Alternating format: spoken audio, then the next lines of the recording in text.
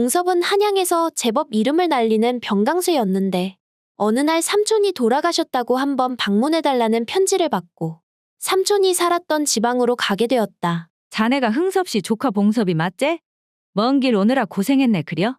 아니, 흥섭이 삼촌이 돌아가셨다고 해서 저한테 뭔가 남긴 게 있다고 꼭 와달라고 해서 오기는 했는디. 아, 그 편지를 내가 썼구먼 그려? 중요한 것은 차차 말을 해줄 테니까. 오늘은 여독도 풀리지 않았을 테니 흥섭 씨가 쓰던 방에서 좀 쉬게나. 아, 네, 감사합니다요. 그렇게 봉섭은 마을 사람의 안내를 받고 흥섭이 머물던 방에서 잠을 청하려는데 저 총각이 잘 해낼 수 있을까? 뭐 잘할지 못할지는 차차 두고 봐야 할 일이고 우리는 결정을 했으니까 더 이상 선택의 여지가 없제잉. 원매, 저게 지금 다 무슨 소리다냐? 뭔가 겁나게 찜찜하구마잉. 찜찜한 기분이 든 봉섭이었지만 그래도 여독 때문에 피곤했던 탓인지 금방 잠이 들었다. 그리고 다음날 어제 만났던 부인을 만나러 가는 길에 뭔 놈의 이런 총구석에 남자들은 안 보이고 저라고 이쁜 안악들만 있다냐. 거시기 말이라도 한번 걸어봐야 되겠구마잉. 저기요, 거시기 제가 이 마을에 처음인디. 아따, 참말로 부끄러움이 많은가 보구만. 어째 오늘 일어나서 마을 구경은 좀 했는가? 거시기 찬찬히 마을을 좀 둘러보기는 했는디요. 어째 눈을 씻고 찾아봐도 이 마을에는 남정네가 없는 것 같은데. 남자분들은 지금 다 힘쓰는 일하러 다른 곳에 갔을까요? 자네가 잘 보기는 했구만 그려? 사실 마을에 젊은 사람들이 있기는 했는디 전부 다 징병이다 뭐다 해서 나가버리고 돌아오지를 않고 땅의 기운이 저주를 받았는가 태어나는 애기들은 전부 여자만 태어나지 않겠는가? 원매, 시상에 그런 일이 있었구만요. 그나마 있는 남자들도 이제는 전부 거동이 불편한 노인들 뿐이구만 그려. 그나저나 하루 동안 여기를 돌아보면서 어째 눈에 띄는 처자라도 찾았는가? 하이고, 어제 왔을 때는 정신이 없어서 하나도 신경 못 썼는디 오늘 찬찬히 한번 마을을 둘러보니께 그래도 눈에 띄는 처자들이 제법 있구만요. 마음에 드는 처자가 눈에 들어온다니 그래도 그나마 다행이구마잉. 그런 처자가 있으면 여기 마을에서 지내기가 그래도 조금은 괜찮을 것이요. 거시기 편지에도 이야기했듯이 흥섭 씨가 자네한테 남긴 게 있는디 이쪽으로 한번 와보게나. 그렇게 봉섭은 부인들과 함께 방앗간으로 보이는 곳으로 향했고 혹시 흥섭이 삼촌이 남긴 게 무슨 물건이 아니라 일 같은 겁니까요? 남정네가 없으니께 힘쓰는 일에 나 같은 사람이 필요해서. 힘쓰는 일은 맞는데 창고 정리는 아니제. 여기 방앗간 벽에 구멍 보이제? 이것을 자네가 거시기로 좀 메워줘야 되겠구만. 네? 그게 무슨 말일까요,잉? 자네도 봤다시피 이 마을에 저주가 들었는가? 이상하게 남자들이 많아지면 언젠가부터 픽픽 죽어나가더라고. 남자가 살 수 있는 수가 정해진 것 마냥 말이오. 그래서 우리 부인네들이 병강쇠로 유명한 사람들을 수소문해서 힘센 사람 딱 한 사람만 마을로 데려와. 욕정이 쌓인 부인네들이 일하다가도 목마름을 해소할 수 있게 우물처럼 쓰고 있제. 여기 구멍을 이용해서 말이오. 원매, 그러면 흥섭이 삼촌이. 그려 자네 삼촌도 자네처럼 유명한 병강쇠였제. 그러니까 인자는 자네가 저 구멍을 메워줘야겠다 이 말이오. 마을 밖으로 나가는 다리는 이미 끊어놓았는께 행여 나갈 생각일랑 말고잉.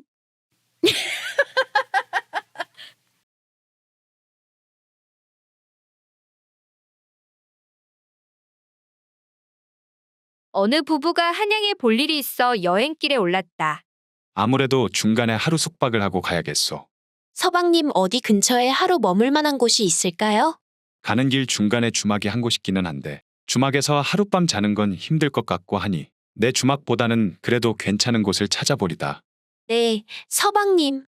그렇게 부부는 주막보다는 그래도 괜찮은 여관에 숙박하게 되었고 하루 종일 오래 걸었던 탓일까 방에 들어가자마자 다음날 점심 직전까지 잠을 자게 되었다. 그리고 다음날 그 부부는 다시 한양으로 출발할 채비를 한 후에 숙박비를 결제하려고 주인을 찾았는데 그러니까 숙박비가 두냥에 아침 식사 두 사람 한양에서 총 성냥 되겠습니다. 우리 부부는 어제 저녁부터 지금까지 잠만 자다가 나왔는데 아침 식사는 웬 말입니까?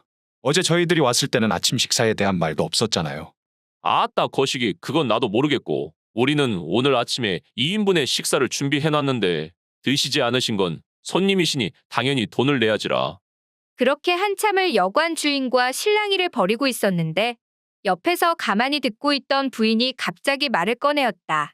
주인장, 내 듣다 보니 계산이 잘못되었어. 주인장이 우리 부부에게 둔양을 더 주셔야 하오. 아니, 시방 여관에 머문 것은 당신들인데 왜 내가 돈을 줘야 합니까? 그것이 뭔 계산법이요? 숙박비랑 아침 식사 총에서 성냥이고 내 몸값이 5냥이니 당연히 저희에게 둔양을 주셔야죠? 몸값이라고요? 내 몸값이요. 저와 하룻밤 지내는 값을 치르셔야죠? 원매, 뭔 오해를 살만한 말을 하요. 나는 어제 손님방 근처에는 간 적도 없었는디라. 저는 어제 밤에 주인장을 맞을 준비는 다 해놨는데 제 방에 오지 않은 것은 주인장 아니었어? 아따, 제가 겁나게 미안해요. 그냥 반값만 주시면 안 되겠습니까?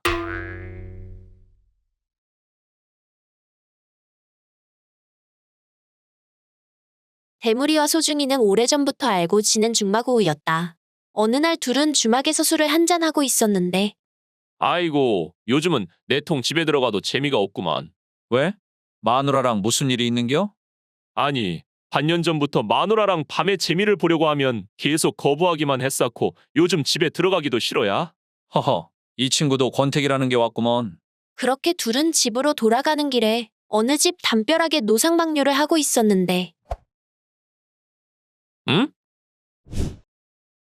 원매, 대무라, 너 거는 뭐가 그렇게 크다냐? 웃돈 비결이라도 있냐? 비결 말이요? 비결이 하나 있기는 허제. 소중히 너는 무엇이든 나눌 수 있는 친구니께 특별하게 알려줄게잉. 거서고 동네 가운데에 심어진 나무 한 그루 있자.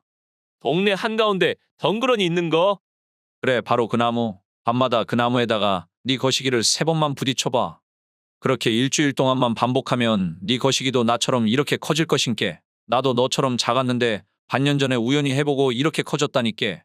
그 말을 들은 소중이는 그날부터 당장 일주일 동안 밤마다 몰래 나무에다가 거시기를 3번씩 부딪혔고 엄청난 고통이 따르는 과정이었지만 일주일이 지난 후에 친구 대무리의 말처럼 소중이의 그곳은 보기 다르게 커져 있었다.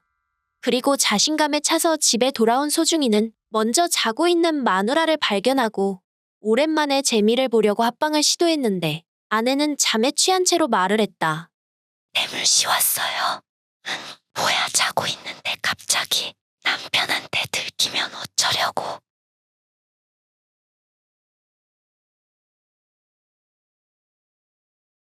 옛날 어느 마을에 글공부를 가르치기 좋아하는 선비가 있었는데 그의 이름은 도수였다.